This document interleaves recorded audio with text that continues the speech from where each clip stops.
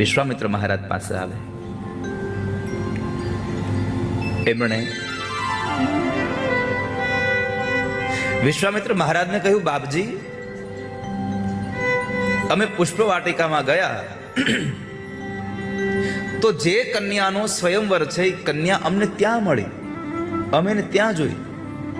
બગીચામાં એ કન્યા હતી. વિશ્વામિત્ર મહારાજ કહે છે કે હા રામ, એટલે જ તમને કહ્યું હતું કે તમે પુષ્પ વાટિકામાં પણ જતા આવજો, કારણ કે મને ખબર હતી કે કન્યા ત્યાં જાય છે અને પેલા તમે છોકરા છોકરી એકબીજાને જોઈ લો, તમને અનુકૂળ આવે તો પછી આપણે વાત આગળ અકાય.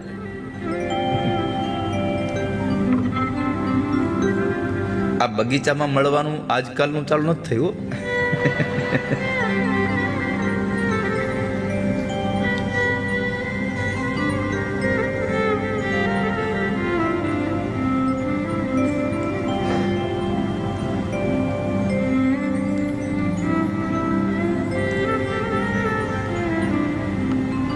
પછી સભા ભરાણી.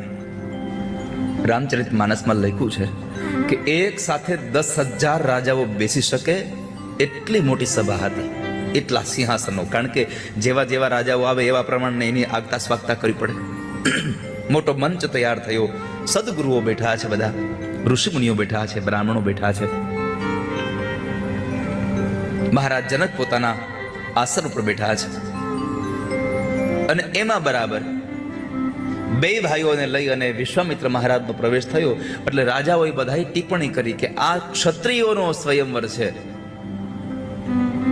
આ સાધુઓનો સ્વયંવર નથી. પછી વિશ્વામિત્ર મહારાજે બધાને ઓળખાણ કરાવી, બધાનો પરિચય થયો અને અંતે મહારાજ જનકના આદેશ મુજબ સૈનિકોએ ઘોષણા કરી છે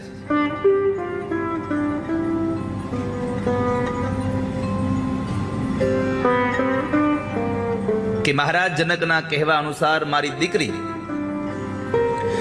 નાની 3 વર્ષની હતી ત્યારે આ ધનુષ્યને લઈ અને એ રમતી હતી. આ ભગવાન મહાદેવનું આ ધનુષ્ય છે. આ ધનુષ્યને કોઈ પણસ ચડાવી આપે, મધ્યમાંથી તોડી આપે તો એનો આ સમગ્ર સંસારમાં જય જયકાર થશે, એનો વિજય થશે. મારી દીકરી જાનકી એના ગળાની અંદર વરમાળા પહેરાવશે. આ ઘોષણા જાહેર થઈ.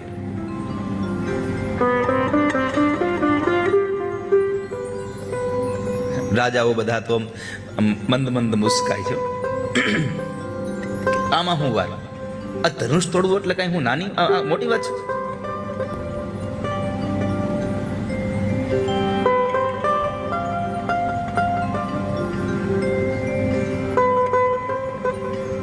બધા રાજાઓ ભગવાન ગણપતિને, કારણ કે સારું કામ કરવું હોય તો ભગવાનને પ્રાર્થના કરવી જોઈએ.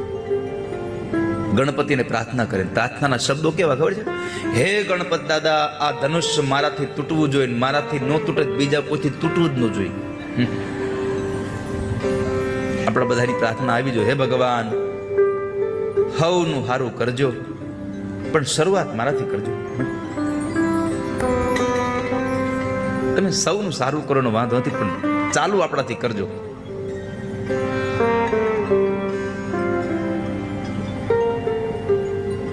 તો બધા રાજાઓ આમ ઉભા બેઠા હતા ને બધાએ પ્રાર્થના કરી.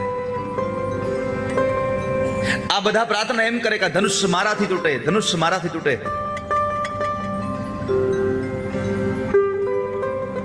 ઝરૂખામાં એક ઉભાયેલા સખીઓ સાથે માં જાનકી હાથમાં વરમાળા લઈને ઉભા હતા અને એમણે માં દુર્ગાના ચરણમાં પ્રાર્થના કરી. માં પાર્વતીને કહ્યું, માં આ ધનુષ્ય કોઈનાથી ઉપડવું ન જોઈએ,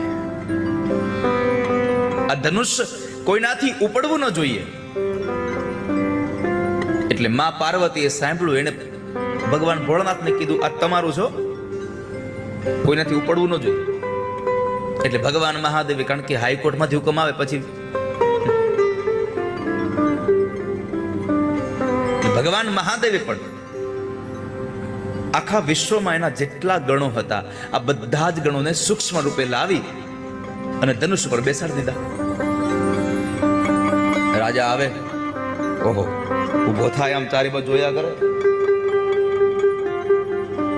અને ગયો ધનુષ પાસે. ધનુષને પાસે જઈને આમ ધનુષને જોવે અને પછી ચારે બાજુ આમ જરા આમ અભિમાનથી જોવે.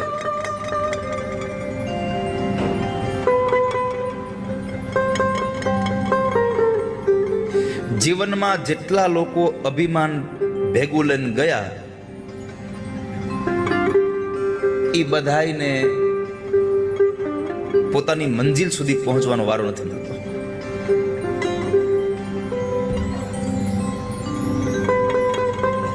ચાહે તમે વ્યવહારિક જગતની મંજિલે જતા હો તો પણ ભલે, અધ્યાત્મ જગતની મંજિલે જતા હો તો પણ ભલે, તમારી યાત્રા જે કરો છો એ યાત્રામાં બે વાત યાદ રાખવી, બે વસ્તુ છોડીને જવી. આપણે પગરખા પહેરીએ ને, આજે પગરખા, એ બૂટ બધા ભેગા થયા અને આંદોલન કર્યું. બૂટ બધાએ આંદોલન કર્યું કે આ મંદિરમાં આપણને કેમ ન જવા દે, મંદિરમાં આપણને અંદર કેમ ન જવા દે. ભગવાન પાસે જવું છે. ભગવાન પાસે ગયા. ભગવાને કીધું આ નિયમ બનાવ્યો કોને? ભગવાન કે આપણે નથી બનાવ્યો. તમે અંદર આવો મને કઈ વાંધો નથી. બનાવ્યો કોને? પૂજારીએ. પૂજારીને પકડ્યા.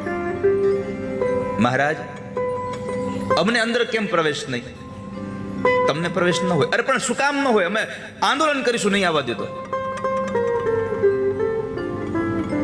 તમે ચામડામાં બનેલા છો એટલે તમને અંદર પ્રવેશ ન મળે. એટલે બૂટના લોકોએ કીધું કે અમે ચામડામાંથી છીએ. હા, આ નગારું અમારા કરતા ચામડામાં છે. આ નગારું ચામડાનું છે અને એના કરતા તો અમે વધારે હારા છીએ. અમારી પર તો કેટલી પ્રક્રિયાઓ થઈ, અમારા કરતા અપવિત્ર તો આ છે. તો એને કેમ? તો કે જવા દો ને, તમે રહેવા દો. પૂજારી ના પાડી. ના, બૂટ લોકોએ ઉગ્ર આંદોલન કર્યું. ના, કેવું જ પડે, નકર નહીં મેળાવે. પૂજારી કહ્યું કામ કરો, થોડીક વાર રોકાઈ જાવ, હમણાં આરતી થશે, આરતી કરી લેવા દો. બૂટ માન્યા નહીં. ના, પેલા જવાબ દો. પૂજારી કીધું પેલા મને આરતી કરી લેવા દો, પછી વાત. એટલે સમજુ ભાઈ બૂટ હતો, એને કીધું કે ભાઈ રહેવા દો, એને આરતી કરી લેવા દો. આરતીનો સમય થયો. બૂટ બધા ઉભા રહી ગયા બહાર. અને એવા સમયે બીજા એક પૂજારી આવ્યા. ખૂણામાંથી બે મોટી મોટી લાકડીઓ લીધી અને નગારાને આમ આમ કર્યું ત્રાહું. અને પછી જે એક પછી એક લાકડી દીધી છે, બૂટ લોકોએ નક્કી કર્યું આપણે અંદર જવું જ નથી. સમજી ગયા? આપણે અંદર જવું નથી. આપણે કેટલા બૂટ બહાર ઉતારીને જાય છે? કેટલા બૂટ બહાર ઉતારીએ છે? કેટલા પૂછું છે? કેટલા? 2 બૂટ બહાર મૂકે છે મંદિરમાં. હે, મંદિરમાં જાઓ કે કોઈ પણ જીવનમાં ગમે ત્યાં જાઓ, 2 બૂટ હંમેશા બહાર ઉતારી જ દેવા. જો ઈ 2 બૂટ અંદર લઈને ગયા તો ભગવાનના પગથિયે જ બેહવું પડશે, અંદર નહીં જઈ શકો. એક તમારા અભિમાનનું અને એક તમારી અંધશ્રદ્ધાના. આ 2 બૂટ બહાર ઉતારીને જાજો હંમેશા માટે. આ અભિમાનના બૂટ ભેગા લઈ ગયા છે. જઈને ઉભો રહી ગયો. આમ ચારે બાજુ આમ આમ આમ ડોળા ફાડી ફાડીને જો જાણે હમણાં ઈ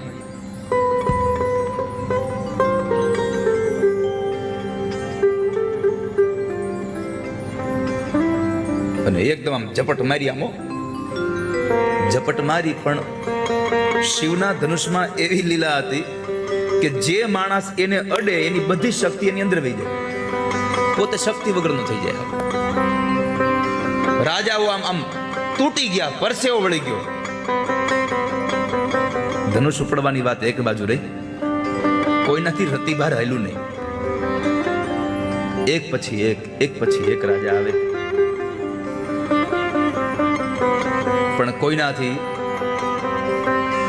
જરાય પણ હલ્યું નહીં. ડિગે શંભુ સરા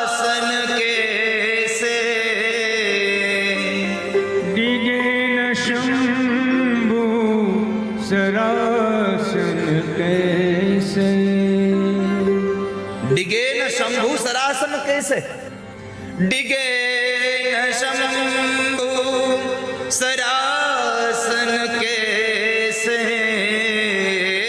ડિગે शंभु सरासन कैसे कामी बचन सती मन जैसे स्वामी बचन सती मन निगेन शंभु सरासन कैसे તુલસીદાસજી મહારાજે લખ્યું છે કે શિવજીનું ધનુષ જરાય હેલું નહીં. પણ કેમ ન હેલું? તો કહે છે કે જેમ કામી પુરુષના વચનોથી પતિવ્રતા નારીના ચિત્તને ડોલાવી ન શકે, એમ આ રાજાઓ અભિમાનપૂર્ણ આવેલા એ ભગવાન મહાદેવના ધનુષ્યને જરાય હલાવી ન શક્યા. કામી પુરુષ કોઈ પતિવ્રતા નારીના ચિત્તને જેમ ડોલાવી ન શકે, એમ શિવના ધનુષ્યને કોઈ વિચલિત ન કરી શક્યું. એક પછી એક રાજાઓ આવતા ગયા, કોઈનાથી હેલું નહીં. પાછો હેલું નહીં, આગળના રાજાની દશા જોઈ અને બીજા લોકોએ નિર્ણય ન બદલ્યો. ઘણા રાજાઓ હતા આમ શરીરમાં હૃષ્ટપુષ્ટ, ઈ ગયા, એમનાથી ધનુષ ન પીડ્યું. અમુક હુક લકડી હતા ઈ તોય ગયા. નકર આપણને આગળના 2-5 લોકો એવું કામ કરે ન થાય ને, એટલે પછી આપણે અમુક લોકોને સમજી જવાય હવે આમાં આપણે ખોટી આબરૂ ખોવાનું. પણ અમુકને એમ હોય કે આપણે નહીં જાય તો લોકો કે હા તો કાયર હતો, ડરપોક હતો. ક્યારેક ક્યારેક બધું પકડી રાખવા મજા નથી, ક્યારેક અમુક છોડી દેવામાં મજા છે. બધી જગ્યાએ જીતી જવામાં આનંદ નથી, અમુક જગ્યાએ હારી જવામાં આનંદ હોય છે. વાલા ભક્ત, ક્યાંક હારીને આનંદ કરવાનો હોય. જે રાજાઓથી ધનુષ નો પીડ્યું એ પાછા આવીને પાછી પોતાની જગ્યાએ બેસી ગયા, ઘરે નો વહી ગયા. કેમ? એને નક્કી કર્યું કે મારાથી નો પડ્યું, કોઈથી નહીં ઉપડે તો શું જનક એની છોકરીને કુંવારી રાખશે?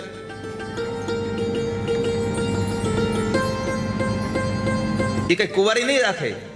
તો પછી એમ કહેશે કે તને જે આમાંથી મૂર્તિઓ ગમે,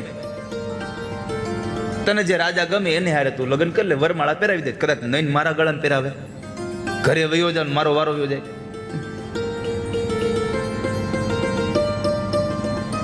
લાઈનમાં તો બહુ બધા ઊભા હોય, પણ વારો એકનો જ આવે.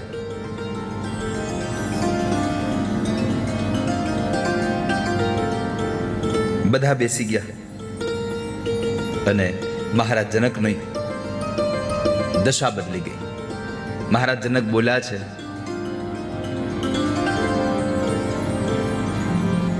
કે શું આ ધરતીમાં હવે કોઈ ક્ષત્રિયો રહ્યા નથી?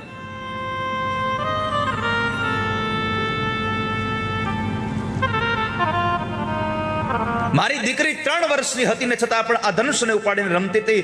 આજ આ સંસારના ક્ષત્રિયો અહીંયા ભેગા થયા છો, પણ યાદ રાખજો કોઈ કહેતા નહીં મેં ક્ષત્રિયો છીએ. તમારામાં હવે ક્ષત્રિયો નથી રહ્યા કોઈ. દુનિયામાં ક્ષત્રિય નથી રહ્યા એ શબ્દ સાંભળ્યા આખી સભા મૌન રહી, કોઈ કાંઈ બોલ્યું નહીં. એકમાત્ર માણસ બોલે છે, કહી જનક અસી અનુચિત બારી. હે જનક, સાવધાન, બોલશો નહીં હો તમે. બધા રાજાઓ ચૂપ હતા, ભગવાન રામ ચૂપ હતા, પણ એની બાજુમાં બેઠેલો શેષ અવતાર લક્ષ્મણ ન ચૂપ રહી શક્યા, ઉભા થઈ ગયા. કહી જનક અસી અનુચિત બાની. જનક મહારાજને સંબોધન કરતા લક્ષ્મણજીએ એમ ન કીધું કે મહારાજ જનક, શ્રી જનક, હે મહારાજ, આવું કાંઈ જ નહીં. ખાલી કીધું હે જનક. જનક કહીને એને સંબોધન કર્યું છે. અહીંયા રામાયણના કાળમાં નકર જનકની હારે જીભા જોડી કરી એટલે બહુ અઘરું છે. શ્રીમદ ભગવદ ગીતામાં કોઈ માણસનું ક્યાંય નામ નથી, કારણ કે એ બિન સાંપ્રદાયિક ગ્રંથ છે. ભગવાન કૃષ્ણએ લખેલો શ્રીમદ ભગવદ ગીતા બિન સાંપ્રદાયિક ગ્રંથ છે. કોઈ સંપ્રદાય હારે લેવા દેવા નથી, માત્ર જીવ સાથે લેવા દેવા છે. પણ છતાંય 700 શ્લોકને વાંચજો, કોઈ જગ્યાએ કોઈ માણસનું નામ નહીં આવે, એકમાત્ર જનકનું નામ ભગવાન કૃષ્ણમાં બોલ્યા છે. આખી ગીતાજીમાં ભગવાન કૃષ્ણ ગીતાજીમાં બોલ્યા છે જનકનું નામ, કે પોતે સ્વયં સિદ્ધિને પામેલો જનક. હવે જે સ્વયં સિદ્ધિ પામી ગયું, જનકની હારે જીભા જોડી કરવી એટલે બહુ અઘરું છે. રામાયણના બે એવા પાત્રો હતા કે એની હારે જીભા જોડી ન થાય, એક જનક મહારાજ અને એક પરશુરામજી મહારાજ. આ બેની હારે જીભા જોડી ન થાય, પણ આ બેની હારે જીભા જોડી કોઈ કરી હોય તો એકમાત્ર લક્ષ્મણ, બીજા બધા હાથ પકડી રાખ્યા. હવે એકમાત્ર લક્ષ્મણે જીભા જોડી કરી એની સાથે. લક્ષ્મણજીને એકદમ ઉગ્ર જોયા, અને જ્યારે જનક કહીને બોલાવ્યા છે ત્યારે આખી સભા સ્તબ્ધ થઈ ગયો. આ લક્ષ્મણની સામે જુએ, જનક સ્તંભી ગયા છે આમ. અને એવા સમયે રામજીએ જરાક લક્ષ્મણનો હાથ પકડીને દબાવ્યો. લક્ષ્મણ શાંત શાંત. ત્યારે લક્ષ્મણજી મહારાજ એટલું બોલ્યા છે, પ્રભુ જ્યાં સુધી તમે સભામાં બેઠા છો ત્યાં સુધી જનકથી બોલાય કેમ આવું? તમે કદાચ આ સભામાં ન હોત અને જનક બોલ્યા હોત કે આ ધરતી વીર વિહોણી થઈ છે, આ ધરતી ક્ષત્રિય વિહોણી થઈ છે, તો હું સ્વીકારી લેત. પણ જ્યાં સુધી મર્યાદા પુરુષોત્તમ રામ અહીંયા બેઠા છે, રઘુકુળના અહીંયા રામ બેઠા છે, ત્યાં સુધી જનકથી બોલાય કેમ કે આ ધરતી વીર વિહોણી થઈ છે? એનાથી બોલી ન શકાય. વિદ્યમાન રઘુકુલ મની જાની. જ્યાં સુધી વિદ્યમાન એવા રઘુકુળ નાયક રામ અહીંયા બેઠા છો,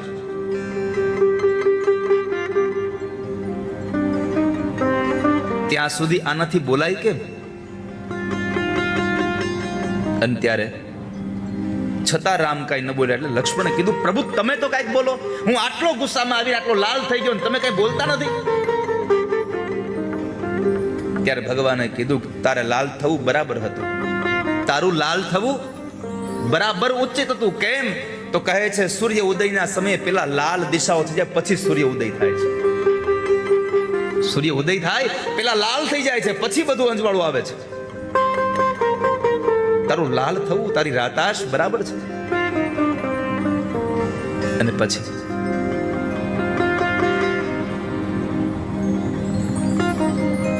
વિશ્વામિત્ર મહારાજની સામે રામજી જોવે છે, પ્રભુ શું કરું? વિશ્વામિત્ર મહારાજને થયું, એ સભામાં વાલા ભક્તો રાવણે બેઠો હતો. જે રાજાઓ બેઠા તેમાં રાવણે હતો. રાવણથી ધનુષ નહોતું પડ્યું. રાવણની પાસે જ્ઞાન બહુ હતું, બુદ્ધિ બહુ હતી, બળ બહુ હતું, પણ એને અવળી જગ્યાએ વાપર્યું. તમારી પાસે જ્ઞાન બુદ્ધિ બધું હોય, પણ તમે કેવી જગ્યાએ વાપરો છો એના ઉપર તમારી ગતિ થાય છે. જ્ઞાન અને બળ તો દુર્યોધનમાં હતું. જેટલું અર્જુન પાસે તાકાત, એના જેવો જ તાકાત, એવો જ વીર હતો એ દુર્યોધન. છતાં અર્જુનને ભગવાનના દર્શન થયા. આંખો અર્જુન નહીં હતી અને આંખો દુર્યોધન નહીં હતી, પણ અર્જુનને ભગવાનના એ વિરાટ સ્વરૂપના દર્શન થયા. બાકી નકર અર્જુનને ભગવાને કુરુક્ષેત્રમાં વિરાટ રૂપ દેખાડ્યું ને, અર્જુનને વિરાટ રૂપ દેખાડ્યું, એના પેલા ભગવાને દુર્યોધનની સભામાં વિરાટ સ્વરૂપ દેખાડ્યું હતું, પણ એ અંધને દેખાણું નહીં ક્યાંય. એને પરમાત્માના ન દેખાણા. અને કહ્યું, આને બંદી કરી લ્યો, આને બંદીવાન બનાવી લ્યો. જ્યારે ભગવાન દ્વારપાળ બનીને આવ્યા, દૂત બનીને આવ્યા સંદેશો દેવા, ત્યારે ભગવાન સમજાવે ન સમજો. પરમાત્માએ વિરાટ સ્વરૂપના દર્શન કરાવવાની ઝાંખી કરાવી, પણ એને દેખાણા નહીં. પરમાત્માને કેદ કરવા ગયો હતો.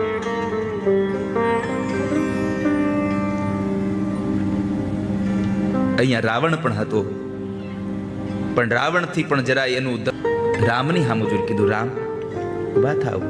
જનકના હૃદયમાં જે તાપ થયો છે એને શા ઉઠ રામ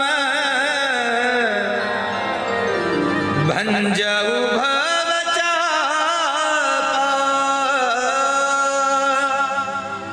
ઉઠવ રામ ભંજઉ ભવચાપા. હે રામ ઉભા થાવ. હવે તમે ઉભા થાવ. અને જનકના હૃદયમાં જે પરિતાપ થયો છે એને શાંત કરો. મેટહું તાત જનક પરિતાપા, મેટહુતાત જનક પરિતાપા. ઉઠવ રામ જહુ ભવ ચાપા. અને રામ ઉભા થયા છે. જ્યારે ઓલા અન્ય રાજાઓ જ્યારે જતા હતા ને ધનુષ્યને તોડવા, ત્યાંમાં અને રામ ઉભા થયા, એમાં બેમાં તફાવત છે. કેટલો તફાવત છે? બધા લોકો જ્યારે ઉભા થયા અને સીધા ધનુષ પાસે પહોંચી ગયા, અને રામ ઉભા થયા ધનુષ પાસે પેલા નથી ગયા.